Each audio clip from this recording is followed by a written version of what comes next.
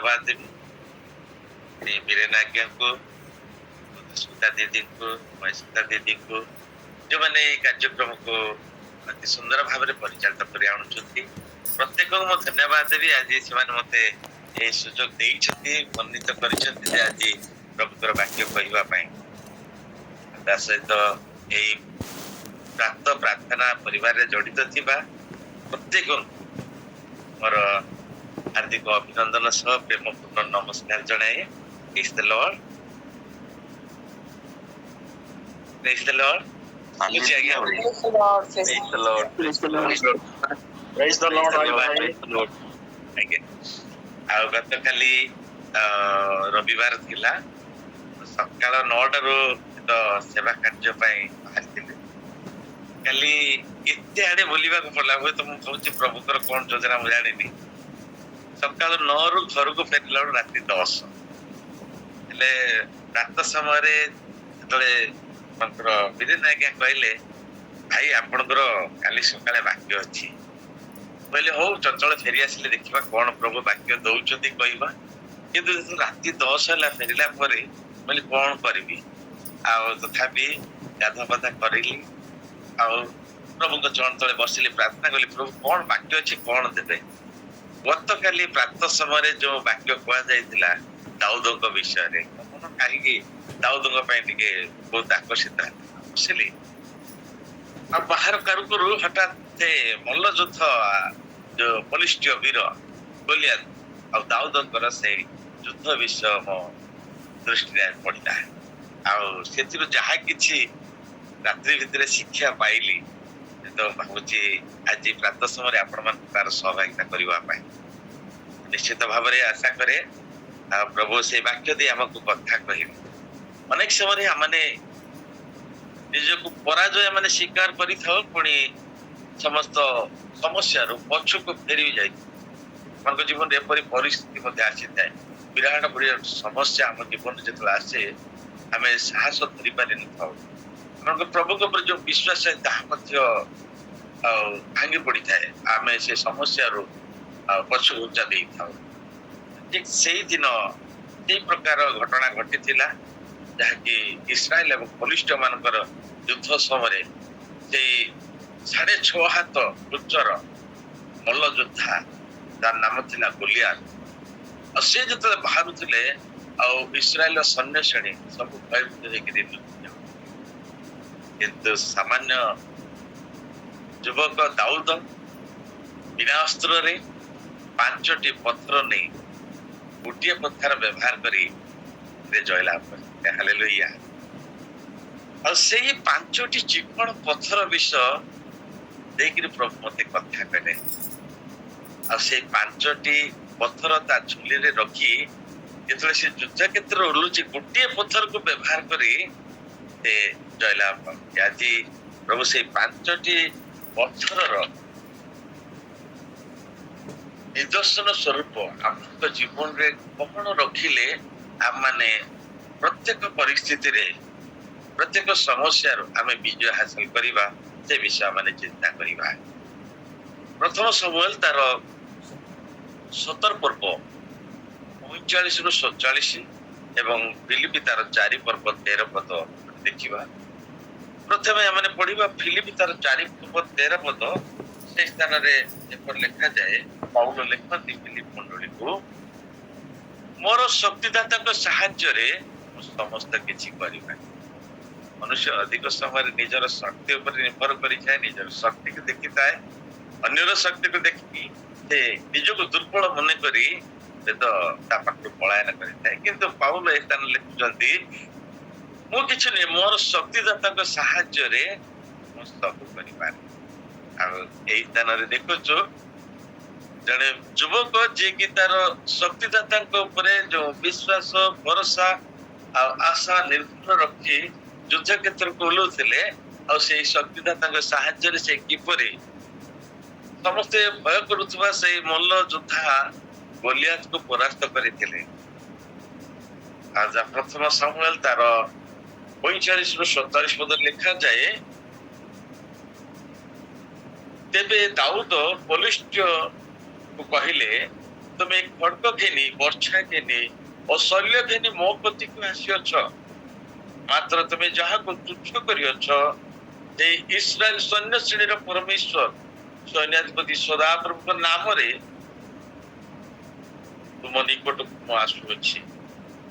ଆଜି ଦିନ ସଦାପ୍ରଭୁ ତୁମକୁ ମୋ ହସ୍ତରେ ସମର୍ପଣ କରିବେ, ଏଣୁ ମୁଁ ତୁମକୁ ଆଘାତ କରି ତୁମଠାରୁ ତୁମ ମସ୍ତକ ଅଲଗା କରିବି। ପୁଣି ମୁଁ ଆଜି ଫଲିଷ୍ଟିୟ ମାନଙ୍କ ସୈନ୍ୟ ଶ୍ରେଣୀର ସବୁ ଆକାଶର ପକ୍ଷୀଗଣକୁ ଓ ପୃଥିବୀସ୍ଥ ବନ ପଶୁମାନଙ୍କୁ ଦେବି। ତହିଁରେ ଇସ୍ରାଏଲ ମଧ୍ୟରେ ଏକ ପରମେଶ୍ୱର ଅଛନ୍ତି ବୋଲି ସମୁଦାୟ ଜଗତ ଜାଣି। ପ୍ରଭୁ ଏଇ ପର୍ଯ୍ୟନ୍ତ ବାକ୍ୟ ଉପରେ ଆଶୀର୍ବାଦ। ଗୋଟିଏ ମିନିଟ୍ ବାକ୍ୟ ମଧ୍ୟକୁ ଯିବା ପୂର୍ବରୁ ପ୍ରଭୁଙ୍କ ନିକଟରେ ସମର୍ପଣ କରିବା ନିଜ ନିଜକୁ। ପ୍ରଭୁ ତାଙ୍କର ପବିତ୍ର ଆତ୍ମାଙ୍କ ଚାଳନା ଦ୍ୱାରା ଆମମାନଙ୍କୁ ବାକ୍ୟ କହିବାରେ ପୁଣି ବାକ୍ୟ ବୁଝିବାରେ ଯେପରି ସାହାଯ୍ୟ କରିବେ ପ୍ରାର୍ଥନା କରିବା। ଏହି ଆମଙ୍କର ବାକ୍ୟ ରୂପୀ ପରମେଶ୍ୱର ପବିତ୍ର ଆତ୍ମାର ଈଶ୍ୱର ତୁମର ପବିତ୍ର ମହାନାମକୁ ଧନ୍ୟବାଦ ଦଉଛି। ଏ ପ୍ରାର୍ଥନା ସମୟରେ ତୁମର ବାକ୍ୟରୁ କିଛି ଅଧ୍ୟୟନ କରିବା ପାଇଁ ତୁମେ ଦେଇଛ ପ୍ରଭୁ। ତୁମର ସେଇ ବାକ୍ୟର ନିଗୁଡ ତତ୍ତ୍ୱ ବୁଝିବାରେ ମଧ୍ୟ ଆମମାନଙ୍କ କୌଣସି ଜ୍ଞାନ ନାହିଁ ପ୍ରଭୁ। ତୁମର ପବିତ୍ର ଆତ୍ମାଙ୍କ ସହାୟତା ପ୍ରଦାନ କର ପ୍ରଭୁ। ମୋର ଚିନ୍ତା, ମୋର ହୃଦୟର କଳ୍ପନା, ମୁଖର ଭାଷା ତୁମର ଗ୍ରହଣଯୋଗ୍ୟ ହଉ ପ୍ରଭୁ। ଏହି ସମୟରେ ତୁମେ ମୋ ମୁଖ ଦେଇ କଥା, ଯେତେ ଜଣ ଆଜି ଏଇ ପ୍ରାର୍ଥନାରେ ଜଡିତ ରହିଛନ୍ତି ପ୍ରଭୁ, ପ୍ରତ୍ୟେକଙ୍କୁ ତୁମେ ଆତ୍ମାଙ୍କ ଚାଳନା ପ୍ରଭୁ। ପ୍ରତ୍ୟେକଙ୍କର ଜଡ ହୃଦୟକୁ ଖୋଲି ଦିଅ, ଆତ୍ମିକ କର୍ଣ୍ଣକୁ ଉନ୍ମୁକ୍ତ କର। ବାକ୍ୟ ଶୁଣିବେ ହୃଦୟ ରଖି ଦୈନନ୍ଦିନ ଜୀବନ କ୍ଷେତ୍ରରେ ବ୍ୟବହାର କରିବାକୁ ପାରିବେ ଏବଂ ସର୍ବଦା ବିଜୟ ହାସିଲ କରି ରାଜା ତୁମେ ଅନୁଗ୍ରହ। ପ୍ରାର୍ଥନା ଶୁଣିଲ ଧନ୍ୟବାଦ ଦେଇ ପ୍ରାର୍ଥନା ଯୀଶୁଙ୍କ ନାମରେ ଆମେନ୍। ପ୍ରେଜ୍ ଦ ଲର୍ଡ। ଥରେ ଆମେ ଦୁଇ ବନ୍ଧୁ ଆମର ନିକଟବର୍ତ୍ତୀ ଗୋପାଳପୁର ସମୁଦ୍ର କୂଳକୁ ଯାଇଥିଲୁ ବୁଲିବା ନିମନ୍ତେ। ସେଇ ସମୟରେ ବୁଲୁ ବୁଲୁ ଗୋଟିଏ ସ୍ଥାନରେ ବସି ଆରାମସେ ଥଣ୍ଡା ପବନ ଅନୁଭବ କରୁଥାଉ। ଏଇ ସମୟରେ ମୋର ଦୃଷ୍ଟି ପଡିଲା ଯେ କିଛି ଚିକ୍କଣ ପଥର ଉପରେ ଗୋଟିଏ ଚିକ୍କଣ ପଥର ଉଠେଇ ଆଣି ଆଉ ସେ ପଥରକୁ ମୁଁ ହାତରେ ଧରି ମନେ ମନେ ଚିନ୍ତା କରିବାକୁ ଲାଗିଲି। ମୋର ପାଟିରୁ ଆପେ ଆପେ ବାହାରି ପଡିଲା, ଏ ପଥର ଗୁଡିକ ଏତେ ଚିକ୍କଣ ହେଇଛି, ମାନେ ଆକୁ କେମିତି ପ୍ରଭୁ ନିର୍ମାଣ କରିଛନ୍ତି। ଏଇ ପଥର ଏତେ ଚିକ୍କଣ ଦେଖାଯାଉଛି, ଅତି ଲୋଭନୀୟ, ଅତି ସୁନ୍ଦର ମଧ୍ୟ ଦେଖାଯାଉଛି। ମୋ ସାଙ୍ଗରେ ଯାଇଥିବା ମୋ ବନ୍ଧୁ କହିଲେ, ଭାଇ ଏ ପଥର ପ୍ରକୃତରେ ଆରମ୍ଭରେ ଏପରି ସୁନ୍ଦର ନଥିଲା। ଏ ପଥର ବହୁତ ଆଉ ଦନ୍ତରା ଥିଲା, ଯାହାକି ଉଚ୍ଚା ନିଚା ଅଖା ବୁଡିଆ ଥିଲା। କିନ୍ତୁ ଆଜି ଏ ପଥର ଚିକ୍କଣ ହେଇଛି। ଅନେକ ବାଟ ଦେଇ ସେ ନଦୀରେ ପାଣିରେ ଘଷି ହୋଇ ଆସିଛି, ଯଦ୍ୱାରା କି ତା ଶରୀରରୁ ମୁଣ୍ଡ ହୋଇ କିଛି ଅଂଶ ବାହାରି ବାଲିରେ ପରିଣତ ହେଇଛି। ପରିଶେଷରେ ସେ ଆସି ଯେତେବେଳେ ସମୁଦ୍ରରେ ପଡିଛି, ଆଉ ସମୁଦ୍ରର ଲହଡିରେ ମଧ୍ୟ ଅନେକ ଥର ଆଗକୁ ପଛକୁ ହୋଇ ଆଉ ସେ ତା ଶରୀରର ସେଇ ଖଦଡ଼ା ଅଂଶ ଗୁଡିକୁ ବାଲି ଆଖରେ ଛାଡି ଦେଇ ଆଜି ଏତେ ସୁନ୍ଦର ଚିକ୍କଣ ହେଇପାରିଛି। ଆଉ ସେତେବେଳେ ମୁଁ ଦେଖିଲି ସେ ବାସ୍ତବରେ ପଥରଟି କେତେ ଚିକ୍କଣ ହେଇଛି। ନିଶ୍ଚିତ ଭାବରେ ପଥର ନିଜକୁ ସେଇ ନଦୀରେ ଏବଂ ସମୁଦ୍ରରେ ସମର୍ପି ଦେଇଛି। ଶେଷରେ ସେ ଯେତେବେଳେ ସମ୍ପୂର୍ଣ୍ଣ ଚିକ୍କଣ ହୋଇଛି, ସେତେବେଳେ ବୋଧହୁଏ ସମୁଦ୍ର ତାକୁ ବୋହି ଆଣି ଛାଡି ଦେଇଛି କୂଳରେ, ଯେପରି କେହି ତାଙ୍କୁ ଦେଖି ହାତରେ ଉଠାଇବ ଏବଂ ସାଇତି ରଖିବ ବ୍ୟବହାର ନେଇ। ଆଉ ସେ ସମୁଦ୍ର କୂଳରେ ବସି ଆଉ କିଛି ସମୟ ଚିକ୍କଣ ପଥରକୁ ଧରି ଧ୍ୟାନ କଲି ଏବଂ ଭାବିଲି, ସତରେ ମନୁଷ୍ୟ ଜୀବନ ତଦ୍ରୁପ। ସେଇ ଦନ୍ତରା ପଥର ସହ ମନୁଷ୍ୟ ଜୀବନ ତୁଳନୀୟ ଅଟେ। ସଂସାରର ସମସ୍ତ କ୍ଲେଶ ବାଲି ସହ ତୁଳନୀୟ ଅଟେ। ଅସଂଖ୍ୟ ଅଗଣିତ ବାଲି ସଦୃଶ୍ୟ ଜୀବନର ସମସ୍ତ ରୋଗ, ଦୁଃଖ, କଷ୍ଟ, ଅଭାବ, ଚିନ୍ତା, ଅନ୍ୟାୟ, ଅତ୍ୟାଚାର ଆଦି ବହୁଳ ସମସ୍ୟା ଦିନ ପ୍ରତିଦିନ ଗୋଟିଏ ମନୁଷ୍ୟ ଜୀବନକୁ ଘଷି ଦିଏ, ବହୁତ ରୋଗକୁ ଘୋଷାଡ଼ି ନେଇଯାଏ। ତାକୁ ରଗଡି ମାଜି ତା ମଧ୍ୟରେ ଥିବା ଭୟ, ସନ୍ଦେହ, ଅବିଶ୍ୱାସ, ଲୋଭ ବିଷୟ ସବୁକୁ ଧୀରେ ଧୀରେ ସଫା କରିଦିଏ। ଏଥିପାଇଁ ତାକୁ ବହୁତ ସଂଘର୍ଷ ଓ କଷ୍ଟ କରିବାକୁ ପଡେ। ମାତ୍ର ଛୋଟ ପଥର ଯେପରି ଯଦି ମନୁଷ୍ୟ ସମସ୍ତ କଷ୍ଟ ସମସ୍ତ ସମସ୍ୟା ସହିତ ନିଜକୁ ସମ୍ପୂର୍ଣ୍ଣ ରୂପେ ପବିତ୍ର ଈଶ୍ୱରଙ୍କ ନିକଟରେ ସମର୍ପି ଦିଏ, ତେବେ ବିଶାଳ ସମୁଦ୍ର ପରି ମହାନ ସର୍ବଶକ୍ତିମାନ ଈଶ୍ୱର ପାଖେ ପାଖେ ଥାଇ କହନ୍ତି, ସାହସ କର, ମୁଁ ତୋ ସଙ୍ଗରେ ଅଛି, ମୁଁ ତୋ ପାଇଁ ଯୁଦ୍ଧ କରିଛି, ନୀରବ ରହ, କେବଳ ମୋ ଉପରେ ବିଶ୍ୱାସ କର, ଭରସା ରଖ, ମୋ ନିକଟକୁ ଆସ, ମୁଁ ବିଶ୍ରାମ ଦେବି। এই ସମସ୍ତରୁ ମୁଁ ତୋତେ ଜୟ ପ୍ରଦାନ କରିବି। ଆଉ ମନୁଷ୍ୟ ଯଦି ବାଧ୍ୟ ହୋଇ ପବିତ୍ର ଈଶ୍ୱରଙ୍କର ଚରଣ ତଳେ ନିଜକୁ ସମର୍ପି ଦିଏ, ସେତେବେଳେ ସେ ଧୀରେ ଧୀରେ କରେ ପବିତ୍ର ମହାନ ଈଶ୍ୱରଙ୍କ ଶକ୍ତି ଆଉ ନିଜ ମଧ୍ୟରେ ଖୋଜି ପାଏ କେତେ ଅପରିମାଣର ନିଜେ ଚିକ୍କଣ ହୋଇଯାଇଛି, ଆତ୍ମିକ ସୁନ୍ଦର, ଆତ୍ମିକ ମଜବୁତ ହୋଇ ସେ ଅନ୍ୟର ମଙ୍ଗଳ କାରଣ ହୋଇଯାଇଛି।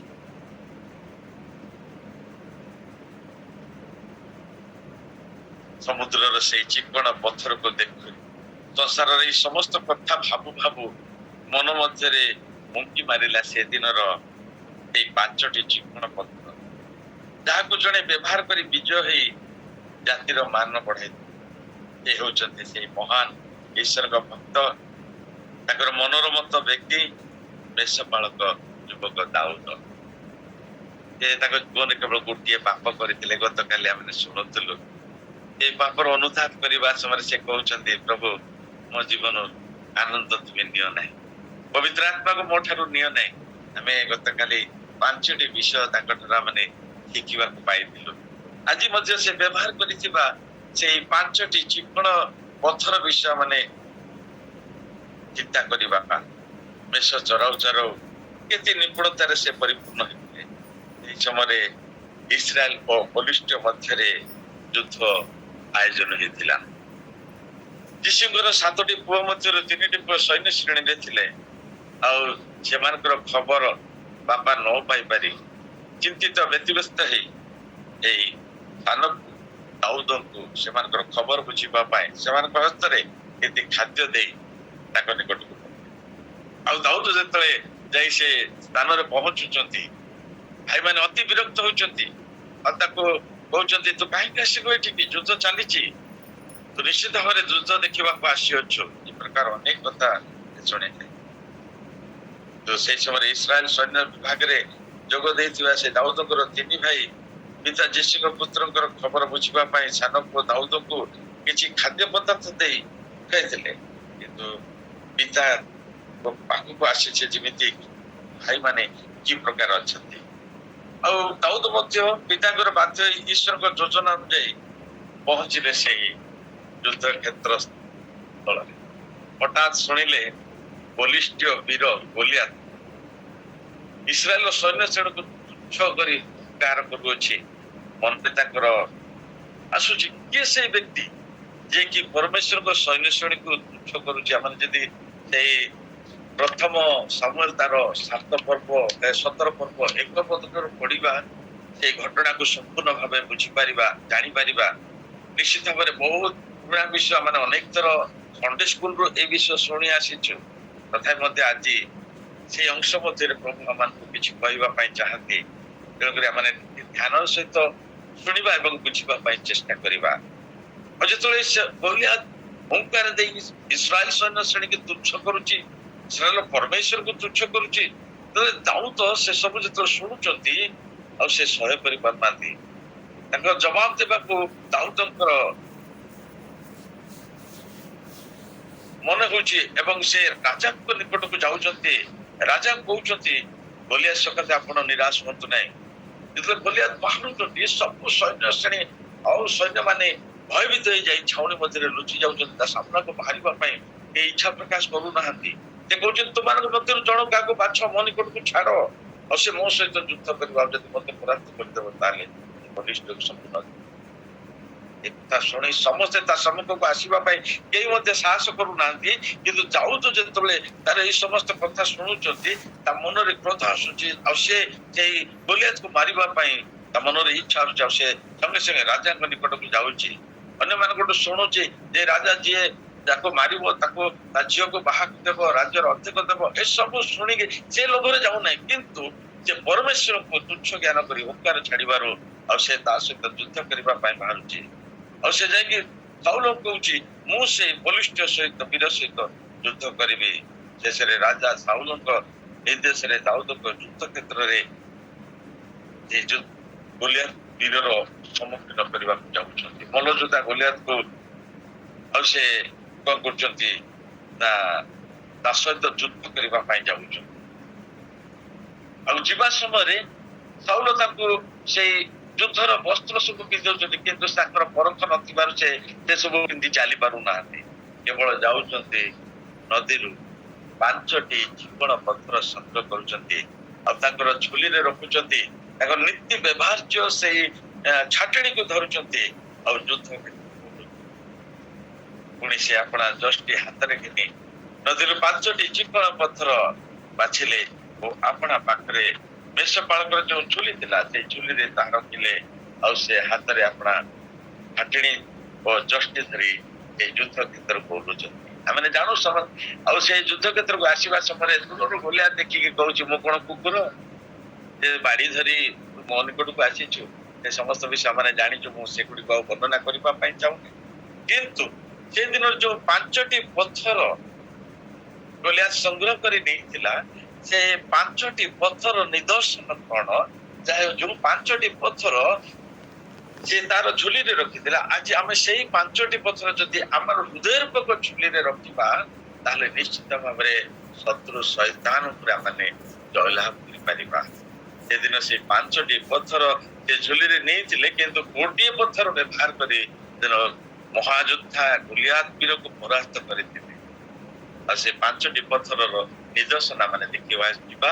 ଆଉ ସ୍ୱଳ୍ପତା ସମୟ ମଧ୍ୟରେ ମୁଁ ଶୀଘ୍ର ସେଇ 5ଟି ପଥରର ନିଦର୍ଶନ ମାନଙ୍କ ନିକଟରେ ପ୍ରକାଶ କରିବା ପାଇଁ ଚାହେଁ। ପ୍ରଥମ ପଥର ଯାହାକି ପ୍ରଥମ ସମୁଏଲ ତାର 17 ପର୍ବ 45 ପଦରେ ଲେଖାଯାଏ, ତେବେ ଦାଉଦ ଗୋଲିଆତକୁ କହିଲେ, ତୁମେ ଖଡ୍ଗ ଘେନି ବର୍ଚ୍ଛା ଘେନି ମୋ ନିକଟକୁ ଆସିଅଛ, ମାତ୍ର ତୁମେ ତାହାକୁ ତୁଚ୍ଛ କରୁଅଛ। ସେହି ଇସ୍ରାଏଲର ସୈନ୍ୟଶ୍ରେଣୀର ପରମେଶ୍ୱର ନାମରେ ମୁଁ ଆସୁଅଛି। ଏଇ ପ୍ରଥମ ପଥର ହେଲା ଗୌରବର ପଥର। ଯେତେବେଳେ ଯୁଦ୍ଧ କ୍ଷେତ୍ରକୁ ଓହ୍ଲୁଛନ୍ତି, ପ୍ରଥମେ ପରମେଶ୍ୱରଙ୍କୁ ଗୌରବ କରୁଛନ୍ତି। ମୋ ପ୍ରିୟ ମାନେ, ପ୍ରଥମେ ସେ ସଦାପ୍ରଭୁଙ୍କୁ ଗୌରବ କଲେ। ତଦ୍ରୂପ ପ୍ରଭୁ ଚାହାନ୍ତି ଆମେ ତାକୁ ଗୌରବ ଦେବୁ, ତାଙ୍କର ପ୍ରଶଂସା କରୁ। ଧନ୍ୟବାଦ ଦିଏ। ଆଜି ଯୋଉମାନେ ଗୀତରେ ପ୍ରଭୁଙ୍କର ପ୍ରଶଂସା କଲେ, ଅତି ସୁନ୍ଦର ଥିଲା ଭାଇ, ଅତି ସୁନ୍ଦର ନାଚୁଥିଲେ ମଧ୍ୟ। ବାସ୍ତବରେ ପ୍ରଭୁଙ୍କର ପ୍ରଶଂସା ସ୍ତୁତି ଆରାଧନା କରିବାରେ ଆତ୍ମାର ସହିତ ଆମମାନେ କରତାଳି ଦେଇ ବାଦ୍ୟ ବଜାଇ ନୃତ୍ୟ କରି ପ୍ରଭୁଙ୍କର ପ୍ରଶଂସା କରିବା, ପ୍ରଭୁକୁ ଗୌରବାନ୍ୱିତ କରିବା। ତଦ୍ରୂପ ପ୍ରଭୁ ଯେମିତି ଆମେ ତାଙ୍କୁ ଗୌରବ ଦେଉ, ତାଙ୍କର ପ୍ରଶଂସା କରୁ। ଅନେକ ସମୟରେ ଆଉ ଅନେକ ଆମଙ୍କର ଆଜି ପର୍ଯ୍ୟନ୍ତ ପୁରୁଣା ଚର୍ଚ୍ଚ ଗୁଡିକ ଅଛି, ବିଶେଷ କରି ବାପ୍ଟିଷ୍ଟ ଚର୍ଚ୍ଚରେ ବହୁତ ଶୃଙ୍ଖଳିତ ଭାବରେ ଆଉ ନୀତି ନିୟମ ଅନୁସାରେ ଟ୍ରେଡିସନ ଯାହା ଚାଲିଛି ସେ ଅନୁସାରେ, ଆଉ ସେଇ ସ୍ଥାନରେ ସ୍ତୁତି ଆରାଧନା ନଥାଏ, ପାପ ସ୍ୱୀକାରୋକ୍ତି ନଥାଏ, ସାକ୍ଷ୍ୟ ମଧ୍ୟ ନଥାଏ, କେବଳ ନିୟମିତ ଭାବରେ ଯୋଉ ପ୍ରକାର ଚାଲେ ସେଇ ପ୍ରକାର। କିନ୍ତୁ ପ୍ରଥମେ ଆମେ ପ୍ରଭୁଙ୍କର ଧନ୍ୟବାଦ ସ୍ତୁତି ଆରାଧନା କରିବା ଆବଶ୍ୟକ। କାରଣ ଜଣେ ଭାଇ କହୁଥିଲେ ଯେ ଯୋଉ ସ୍ଥାନରେ ପ୍ରଭୁଙ୍କର ସ୍ତୁତି, ସେଇ ସ୍ଥାନରେ ତାଙ୍କର ଉପସ୍ଥିତି। ପ୍ରଭୁ ଆମମାନଙ୍କୁ ତାଙ୍କର ଗୌରବ କରିବା ନିମନ୍ତେ ହିଁ ଏ ଜଗତ ମଧ୍ୟରେ ସୃଷ୍ଟି କରିଛନ୍ତି। ଅନେକ ଜାଣନ୍ତି ନାହିଁ ଯେ ଧନ୍ୟବାଦ କଣ, ପ୍ରଶଂସା କଣ। ବାସ୍ତବରେ ପ୍ରଭୁଙ୍କ ଠାରୁ ଯାହା ପାଇଛୁ ସେଥିରେ ମଧ୍ୟ ଆମେ ପ୍ରଭୁଙ୍କୁ ଧନ୍ୟବାଦ ଦେବା, ଆଉ ତାଙ୍କର ଗୁଣ ଚରିତ୍ର, ତାଙ୍କର କାର୍ଯ୍ୟ ଏସବୁକୁ ଆମେ ପ୍ରଶଂସା କରିବା। ମନେକର ଜଣେ ଭାଇଙ୍କୁ ମୁଁ ଧାର ମାଗିଲି, ମତେ 500 ଟଙ୍କା ଆବଶ୍ୟକ, ସେ ଯେତେବେଳେ ଦେଲେ ମୁଁ ତାଙ୍କୁ ଧନ୍ୟବାଦ ଦେଲି। କିନ୍ତୁ ଅନ୍ୟ ନିକଟରେ ଯେତେବେଳେ ସେ ଭାଇଙ୍କର ପ୍ରଶଂସା କରୁଛି, ସେ ଭାଇ ଅତି ଦୟାଳୁ, କାହାର ଦୁଃଖ ଦେଖିଲେ ସହି ପାରନ୍ତି ନାହିଁ। ଆଉ ମୁଁ ଯେତେବେଳେ ତାଙ୍କୁ ମାଗିଲି 500 ଟଙ୍କା, ସେ ଭାଇ ମତେ ସାଙ୍ଗେ ସାଙ୍ଗେ 500 ଟଙ୍କା ଦେଲେ। ଏହା କହିବା ଦ୍ୱାରା ମୁଁ ସେଇ ବ୍ୟକ୍ତିଙ୍କର ପ୍ରଶଂସା ତଦ୍ରୂପ ପରମେଶ୍ୱରଙ୍କର ଧନ୍ୟବାଦ ପ୍ରଶଂସା ସ୍ତୁତି ଆରାଧନା କରିବା ଆମମାନଙ୍କର କର୍ତ୍ତବ୍ୟ। ଦାଉଦ ଯେତେବେଳେ ପ୍ରଥମେ ସେ ଯୁଦ୍ଧ କ୍ଷେତ୍ରରେ ଓହ୍ଲଉଛନ୍ତି ସେ ସର୍ବପ୍ରଥମେ ପ୍ରଭୁଙ୍କର ଗୌରବ କରୁଛନ୍ତି, କାରଣ ଆମମାନଙ୍କର ପ୍ରଭୁ ପ୍ରଶଂସା ନିବାସିନୀ ପରମେଶ୍ୱର। ସ୍ୱର୍ଗରେ ଅହରହ ପ୍ରଶଂସା, ଯେତେବେଳେ 24 ପ୍ରାଚୀନ ଏବଂ ଅସଂଖ୍ୟ ଅସଂଖ୍ୟ ଗିରିବ ଦୂତମାନଙ୍କର ପ୍ରଶଂସା ପାଇ ମଧ୍ୟ ସେ ଆମମାନଙ୍କର ପ୍ରଶଂସା ଶୁଣିବା ପାଇଁ ଚାହାନ୍ତି। ଆଉ ମଧ୍ୟ କୁହାଯାଏ ପ୍ରକୃତରେ ଯେଉଁ ସ୍ଥାନରେ ତାଙ୍କର ସ୍ତୁତି ସେହି ସ୍ଥାନରେ ତାଙ୍କର ଉପସ୍ଥିତି। ସମସ୍ୟା ସମୟରେ ଯଦି ଆମେ ପ୍ରଭୁଙ୍କର ସଂକଟ ସମୟରେ ଯଦି ଆମେ ପ୍ରଭୁଙ୍କର ଗୌରବ କରିବା, ସ୍ତୁତି ଆରାଧନା କରିବା, ପ୍ରଭୁ ଆପେ ସେଇ ସ୍ଥାନରେ ଆସି ଉପସ୍ଥିତ ହେବେ ଆଉ ସେ ସମସ୍ୟା ସେଇ ବିପଦ ମଧ୍ୟରୁ ଆମମାନଙ୍କୁ ପ୍ରଭୁ ଉଦ୍ଧାର କରିବେ। ଦାଉଦ ତାହା ହିଁ କରିଥିଲେ। ପ୍ରଥମେ ସେ ସଦା ପ୍ରଭୁଙ୍କୁ ଗୌରବ କରିଥିଲେ। ଯଦି ଆମେ ପାଉଲ ଆଉ ଶିଲାଙ୍କ ବିଷୟ ଚିନ୍ତା କରୁ, ଦିନରେ ଅନେକ ପ୍ରହାରିତ ହୋଇଛନ୍ତି, ସେମାନଙ୍କୁ ହରିକାଠରେ ବନ୍ଧା ଯାଇଛି ଆଉ ବନ୍ଦିଶାଳା ମଧ୍ୟରେ ପକା ଯାଇଛି। ଆମେ ସେଠାକୁ ମଧ୍ୟରାତ୍ରିରେ ପାଉଲ ଏବଂ ଶିଲା ପ୍ରଭୁଙ୍କର ସ୍ତବ ଗାନ କରୁ। ହାଲେଲୁୟା। ଆଶ୍ଚର୍ଯ୍ୟର ଘଟଣା ଘଟିଲା, ସେଇ ସ୍ଥାନରେ ପ୍ରଭୁଙ୍କର ଉପସ୍ଥିତି ହେଲା। ଯାହା କୁହାଯାଏ ଭୂମିକମ୍ପ ହେଲା, ଯାହା ପ୍ରାକୃତିକ ଭୂମିକମ୍ପ ନଥିଲା, କିନ୍ତୁ ପ୍ରଭୁଙ୍କର ଉପସ୍ଥିତିକୁ ତାହା ସୂଚାଉଥିଲା, ଯଦ୍ୱାରା କି ପ୍ରଭୁଙ୍କର ଉପସ୍ଥିତି ଆସିବା ସଙ୍ଗେ ସଙ୍ଗେ ତାଙ୍କର ବନ୍ଧନ ଖୋଲି ଯାଇଥିଲା ଆଉ ବନ୍ଦିଶାଳାର ତାଲା ସବୁ ହାଲେଲୁୟା। ଆମେ ଯଦି ପ୍ରଭୁଙ୍କର ଗୌରବ କରିବା, ତାଙ୍କର ସ୍ତୁତି ଆରାଧନା କରିବା, ପ୍ରଭୁ ଆପେ ଆମମାନଙ୍କ ନିକଟରେ ଆସି ଉପସ୍ଥିତ ହେବେ ଆଉ ଆମେ ଶୈତାନକୁ ଜୟଲାଭ କରିପାରିବା। ଏଇ ଗୌରବର ଛୋଟିଆ ପଥରଟି ଶକ୍ତିଯୁକ୍ତ ହେଇ ସ୍ଥାନ ପାଇଥିଲା ସେଦିନ ଦାଉଦଙ୍କର ହୃଦୟ ଛୁଲିରେ। ଯେପରି ବାକ୍ୟ କୁହେ, ବିଜାତ ମାନଙ୍କ ମଧ୍ୟରେ ନିଗୁଡ ତତ୍ଵର ଗୌରବ ରୂପ ଧନ, ସେଇ ନିଗୁଡ ତତ୍ଵ ହଉଛି ଆମମାନଙ୍କର ମଧ୍ୟରେ ଖ୍ରୀଷ୍ଟ। ସେ ଗୌରବ ସ୍ୱରୂପ ଅଟନ୍ତି, ତାହାକୁ ଆମେ ପ୍ରଥମେ ଗୌରବ ଦେବା, ଏବେ ସମସ୍ତ ବିଷୟରେ ବିଜୟ ହାସଲ କରିପାରିବା। ଏହା ଥିଲା ଦାଉଦଙ୍କର ଝୁଲିରେ ଥିବା ବା ହୃଦୟରେ ଥିବା ସେଇ ଗୌରବର ପଥର। ଦ୍ୱିତୀୟ ପଥର ବିଷୟ ଆମେ ଚିନ୍ତା କରିବା, ଯାହାକି ଆମମାନଙ୍କୁ ନିଦର୍ଶନ ଦିଏ ସାହସର ପଥର। ସାହସର ପଥର, ସେଦିନ ଦାଉଦ ତାଙ୍କ ସେ ହୃଦୟ ଝୁଲିରେ ଆଉ ଗୋଟିଏ ପଥରକୁ ସଞ୍ଚିତ କରି ରଖିଲେ, ଯାହା ହେଲା ସାହସର ପଥର। ପ୍ରଥମ ସାମୁଏଲ ତାର 17 ପର୍ବ 34ରୁ 36 ଯଦି ଆମେ ଦେଖିବା, ଦାଉଦ କହୁଛନ୍ତି, ଯେତେବେଳେ ମୋ ପିତାଙ୍କର ମେଷ ଚରାଉଥାଏ, କୌଣସି ହିଂସ୍ର ଜନ୍ତୁ ବା ପଶୁ ବନରୁ ମେଷ ନେଇଗଲେ ମୁଁ ତା ପଛେ ଗୋଡାଏ, ତାର ଦାଢି ଧରି ତାହାକୁ ମାରି ବଧ କରି ଛୁଆକୁ ରକ୍ଷା କରେ। ହୃଦୟରେ ସେଇ ସଞ୍ଚିତ ସାହସ ସେଦିନ ବିଜୟ ଆଣି ଦେଇଥିଲା ଯୁବକ ଦାଉଦ। ଯେପରି ବାକ୍ୟ କୁହେ, ତୁମର ସାହସକୁ ପରିତ୍ୟାଗ କର ନାହିଁ, କାରଣ ସେଥିରେ ମହା ପୁରସ୍କାର ଅଛି। ଅନେକ ସମୟରେ ଆମେ ସାହସ ହରାଇଥାଉ, ଯଦ୍ୱାରା କି ଶତ୍ରୁର ସମ୍ମୁଖୀନ ହେଇପାରିନଥାଉ। ଯଦି ଆମେ ନୂତନ ନିୟମରେ ଦେଖିବା, ଯୀଶୁ ଖ୍ରୀଷ୍ଟ ଆମମାନଙ୍କୁ ସାହସ ପ୍ରଦାନ କରି କହନ୍ତି, ଯାହାକି ଲୁକ ତାର 9 ପର୍ବ 1 ପଦରେ, ଯେ ଆପଣା ଶିଷ୍ୟମାନଙ୍କୁ ଡାକି କହୁଛନ୍ତି ସମସ୍ତ ରୋଗ ସୁସ୍ଥ କରିବା ପାଇଁ, ସମସ୍ତ ଭୂତ ଛଡେଇବା ପାଇଁ ସେ ଶକ୍ତି ଏବଂ ଅଧିକାର ଦେଇ ସାହସର ସହିତ ଯିବା ପାଇଁ ପଠାଉଛନ୍ତି। ଏବଂ ଲୁକ ତାର 10 ପର୍ବ 19 ପଦ ଦେଖିବା, ମୁଁ ତୁମମାନଙ୍କୁ ସାପ ଓ ବିଛା ଉପରେ ଚାଲିବା ପାଇଁ ଅଧିକାର ଦେଇଅଛି, ଏଇଗୁଡିକ ତୁମର କୌଣସି କ୍ଷତି କରିପାରିବ ନାହିଁ। ଆହୁରି ମଧ୍ୟ ସେ କହନ୍ତି, ମୁଁ ତୁମକୁ ବାଘ ମାନଙ୍କ ମଧ୍ୟରେ ମେଷ କରି ପଠାଉଛି। ପ୍ରଭୁ ଏ ସମସ୍ତ ଅଧିକାର ଦେବା ସତ୍ତ୍ୱେ ଆମେ ଅନେକ ସମୟରେ ସାହସ ହରାଇଥାଉ। ପ୍ରଥମ ପିତର ତାର 5 ପର୍ବ 9 ପଦରେ ଲେଖାଯାଏ, ଶୈତାନ ସିଂହ ପ୍ରାୟ ଗର୍ଜନ କରୁଅଛି, ସିଂହ ପ୍ରାୟ ଗର୍ଜନ କରୁଅଛି, ମାତ୍ର ପ୍ରକୃତରେ ସେ ସିଂହ ନାହିଁ, ଏକ ପରାଜିତ ସୈନିକ। ସେ ଗୋଲିଆଥ ବୀର ପରି ସେ ଗର୍ଜନ କରୁଅଛି, ମାତ୍ର ପ୍ରକୃତରେ ଯୁବାସିଂହ ହଉଛନ୍ତି ଆମମାନଙ୍କର ଜିହୁଦାର, ଯୁବାସିଂହ ହଉଛନ୍ତି ଆମମାନଙ୍କର ପ୍ରଭୁ ଯୀଶୁ ଖ୍ରୀଷ୍ଟ। ତେଣୁ 9 ପଦରେ କୁହାଗଲା, ବିଶ୍ୱାସରେ ସ୍ଥିର ରହି ସାହସର ସହିତ ଶୈତାନର ପ୍ରତିବାଦ କର, ତୋରେ ସେ ତୁମଠାରୁ ଚାଲିଯିବ। ସମସ୍ତେ ଯେତେବେଳେ ଭୟ କରି ଲୁଚୁଥିଲେ, ସେତେବେଳେ ଦାଉଦଙ୍କର ସାହସ ଦେଖନ୍ତୁ। ସେ କହୁଛନ୍ତି, ମୋ ପିତାଙ୍କର ମେଷ ଚରାଉଥାଏ, କୌଣସି ହିଂସ୍ର ପଶୁ ଯଦି ମୋ ପଲରୁ ଗୋଟେ ମେଷ ଛୁଆକୁ ନେଇଯାଏ, ମୁଁ ଦୌଡ଼ି ଯାଇ ତାର ଦାଢି ଧରି ତାଙ୍କୁ ମାରି ପକାଏ ଆଉ ଛୁଆକୁ ରକ୍ଷା କରେ। 36 ପଦରେ ଆମେ ଯଦି ଦେଖିବା କଣ ଲେଖାଯାଏ, ଦେଖନ୍ତୁ ଆପଣଙ୍କ ଦାସ ସିଂହ ଭାଲୁ ଉଭୟକୁ ବଧ କରିଅଛି, ପୁଣି ଏଇ ଅସୁନତ ବଳିଷ୍ଠ ସେମାନଙ୍କ ମଧ୍ୟରୁ ଗୋଟିଏ ପରି ହେବ। ଦାଉଦଙ୍କ ସାହସ ଦେଖିବେ ଆଶ୍ଚର୍ଯ୍ୟ ଲାଗେ। ସତରେ ଗୋଟେ ଯୁବା ପୁଅର ଏତେ ସାହସ, ଯେତେବେଳେ ସମ୍ପୂର୍ଣ୍ଣ ଇସ୍ରାଏଲର ସୈନ୍ୟ ଶ୍ରେଣୀ ଭୟଭୀତ ହେଉଛନ୍ତି, ସେତେବେଳେ ଏ ଦାଉଦଙ୍କର ସାହସ ମାନେ ଦେଖୁ। ଯଦିଚ ପ୍ରଭୁ ଯୀଶୁ ବିଶ୍ୱାସୀ ମାନଙ୍କୁ କହନ୍ତି, ମାର୍କ ତାର 16 ପଦରେ, ହସ୍ତରେ ସର୍ପ ଧରିବେ, ସେ ହସ୍ତରେ ସର୍ପ ଧରି ସେ ତୁମର କିଛି କ୍ଷତି କରିପାରିବ ନାହିଁ, ବିଷ ପାନ କଲେ ମଧ୍ୟ ତୁମର କୌଣସି କ୍ଷତି ହେବ ନାହିଁ। ତଥାପି ଆମର ସାହସ ନାହିଁ।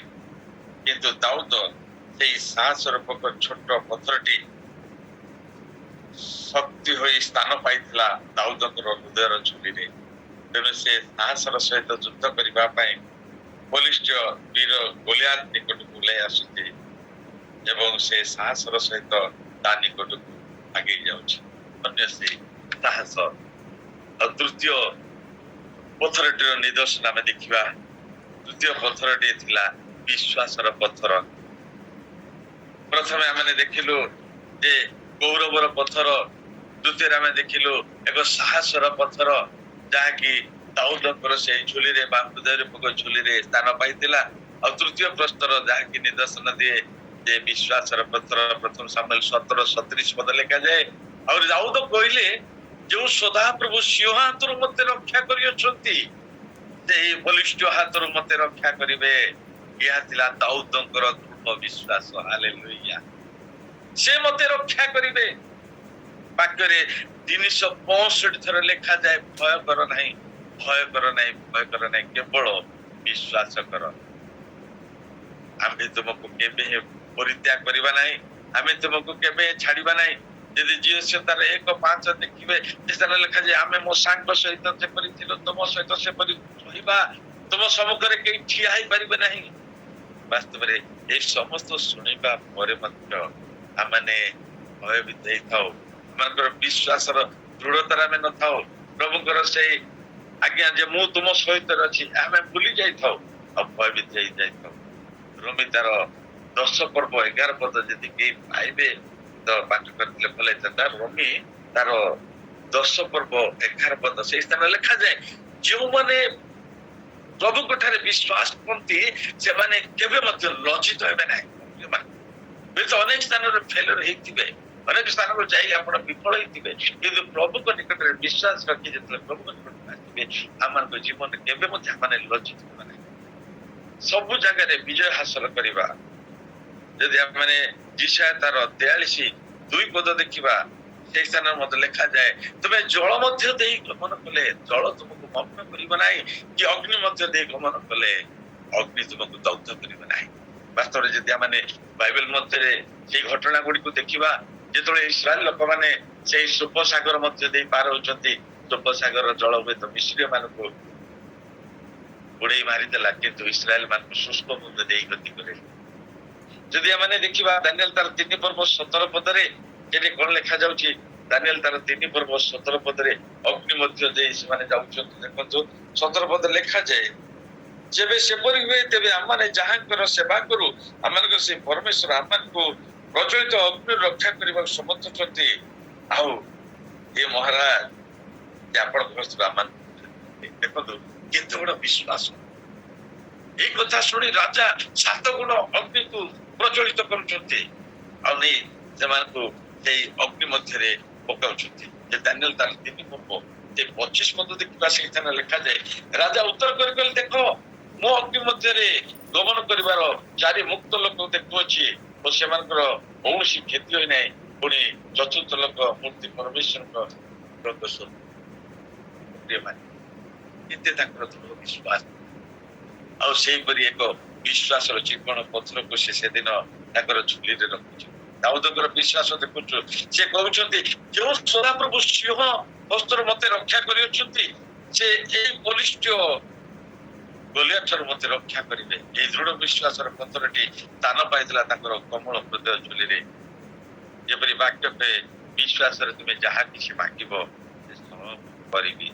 ପ୍ରିୟ ମାନେ ତଥାପି ଆମମାନଙ୍କର ବିଶ୍ୱାସ ଅନେକ ସମୟରେ ଦୁର୍ବଳ ହେଇ ପଡେ।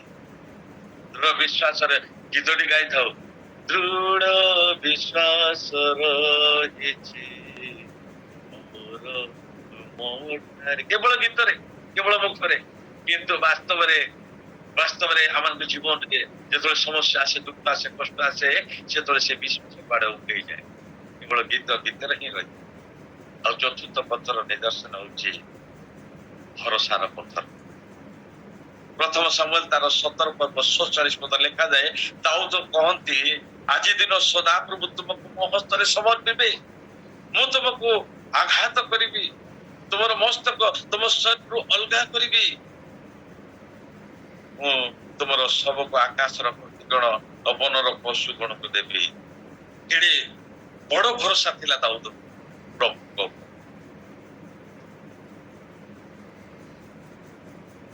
ସେ କଣ କରୁଛନ୍ତି ନା ଗୋଲିଆତଙ୍କ ନିକଟକୁ ଯାଉଛନ୍ତି। ସେ କହୁଛନ୍ତି, ଗୋଲିଆତ କହୁଛି ଆଜି ତୋର ମାଂସ ଆକାଶର ପକ୍ଷୀକି ଦେବି, କିନ୍ତୁ ଦାଉଦଙ୍କର ପରମେଶ୍ୱରଙ୍କ ଏତେ ଭରସା ଯେ ମୁଁ ନିଶ୍ଚିତ ଭାବରେ ଗୋଲିଆତକୁ ମାରିବି।